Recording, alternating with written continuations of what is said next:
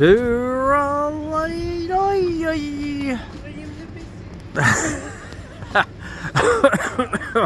Oh, here we are. Van Zos Restorations. What are we looking at here? Alpha, what am I? Alpha on the brain. Old mate.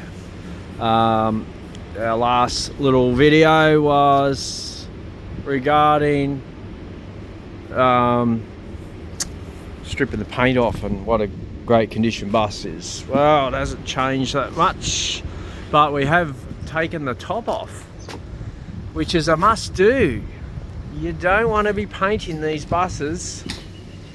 Well, a lot of people do. They paint them and leave the base of the pop top on. They just paint the outside of the pop top, and that is not the proper job, because this is what you're faced with underneath. Lots of more dirt than anything, but you can see where it's just been rubbing and surface rust starting, etc. Oh god, it's been a big strip down sort of session, getting it ready for the sandblaster now. So you can see the sort of stuff that builds up, and that's where the fiberglass base of the pop top underneath the built-in roof rack. How good's that Alpha look? Yeah, anyway, where was I? So yeah, that sort of shows you that it's just been rubbing away there, and here, just where like basically chafing is causing it to rub through the paint and eventually end up with bare metal, and then a bit of moisture, not even from capillary action of moisture wicking up, but just even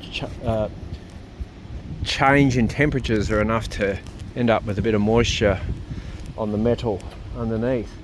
But here we go again. Unlike just about every bus that we get here, no welding required. Sure, it all needs sandblasting and in the gutters and all that. That's all sort of standard, but it does not need any welding, and that's bloody real good. So we're going to change the design of how we sit the pop top in place and just not rely on the screws alone. We're going to basically seal it up all the way around.